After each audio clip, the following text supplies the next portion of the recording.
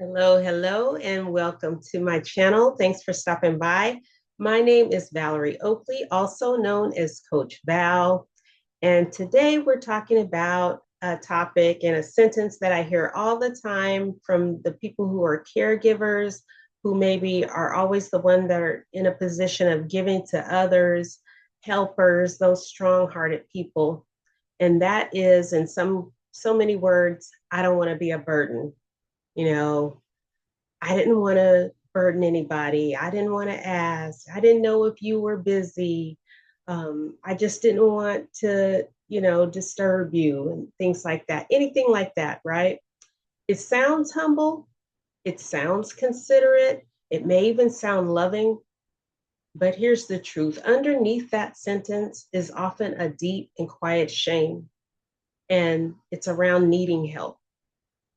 And if that phrase has ever lived in your body, if you've ever said it, if you've ever felt it and it held you back from asking for help, if it's ever been in your thoughts or your prayers, this conversation is for you. So many caregivers have learned to carry a lot.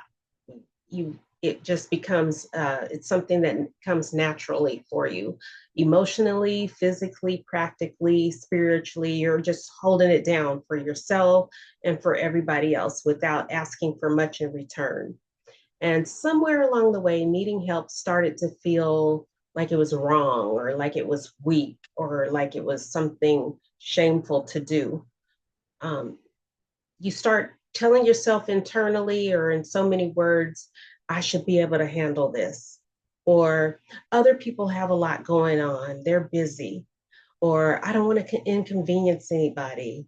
Or I don't want to be too much. I don't want to ask too much from other people. So instead of asking support, then we learn how to minimize, we learn how to shrink back, we learn how to not address our own needs.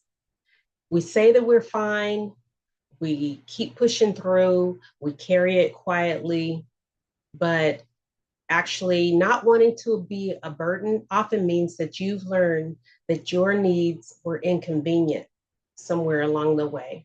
Mm-mm-mm. So let's talk about where this might come from. For many caregivers, this belief starts early. You learn that maybe you were the strong one in your family, you were the responsible one, you were the peacemaker, you were the one who didn't want to add stress to already stressed adults or already stressed siblings, or other people who were taking care of you. Maybe you learned to just read the room, manage other people's emotions, and then take care of yourself because it felt safer than asking, right? And while that strength did help you survive, it didn't exactly help you to thrive. It kept you stuck quietly over and over again over the years. Because when you believe that your needs are a burden, then you stop honoring your own needs. I know it's tight. Stay with me. What does God say about this? Romans 12, verse 10 says, be devoted to one another in love and honor one another above yourselves. What does this say? It's something important here. This verse is not about you honoring others endlessly. It's about mutual honor, giving and receiving. What does this mean? It means you're allowed to be honored. It means you're allowed to receive care. You're allowed to take up space, and you're allowed to need support. God never designed relationships to flow only in one direction. It's not you're put on this earth to bless everybody else. Huh? All right. Here's the cost of doing that over and over and over time. When caregivers refuse help because they don't want to be a burden, here's what happens quietly, or maybe when you're at the end of your rope.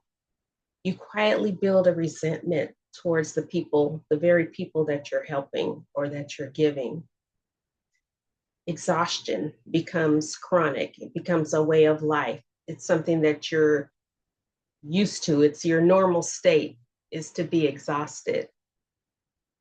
You start feeling isolated. You start feeling alone, that you're not able to rely on anybody else. Or you start saying things about how you do everything yourself and you didn't have to ask for anybody. You start to kind of feel like that's a badge of honor. Relationships, they start losing the intimacy. You become kind of numb uh, when you show up for yourself and for others. And inevitably, burnout will occur if you just keep on doing that.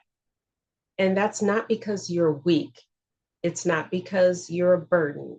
It's not because you're asking too much. It's because nobody was designed to give endlessly without receiving too. Relationships are reciprocal. Let me offer you a different way to see this. Needing help does not mean that you are a burden. What it does, it makes you human. And allowing others to support you doesn't make you selfish.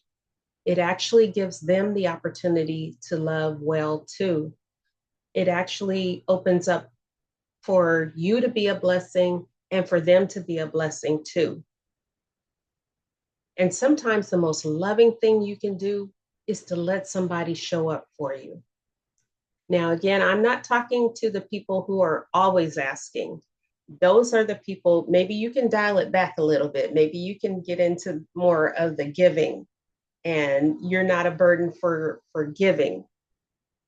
And if you're the type that is always asking, then if you're paired up with somebody who is a caregiver or somebody who gives a lot, that relationship ends up being kind of codependent and uh, you are exhausting that person. So let's dial it back and be a little bit more reciprocal. So here's your gentle invitation. Those of you who do have a hard time asking for help, ask for help once this week, even in a small way. Like, hey, can you get that for me? Hey, can you listen to me? Hey, delegate one task. Take one thing off of your list and ask somebody else to do it. Or just tell somebody that you trust, I could really use some support right now. And when the thought of, I don't want to be a burden shows up somewhere in your mind or in your body, just ask yourself, who taught me that my needs were too much? And sit with that for a minute, not out of anger or blame or pointing the fingers, but just awareness. Healing begins with awareness. So if today's message spoke to you, I want to invite you to a space that I created specifically for caregivers who are ready to release that shame and to receive some support. And it's called the Caregiver Renewal Series. It's a faith-centered, restorative experience where we slow down, reflect, and we rebuild wholeness together. You can find the link in the description for the next upcoming sessions.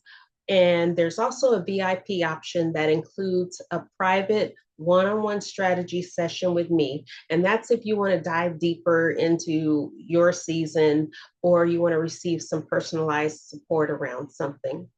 So you do not have to do this alone anymore. You have a safe space to come to. So remember, you're not a burden. You're worthy of care and your healing matters too. And asking for help can not only make you a blessing, but allow others to be a blessing too.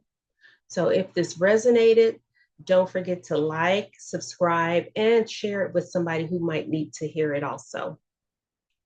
Thank you for stopping by today, and I will see you next time. Bye. Thank you.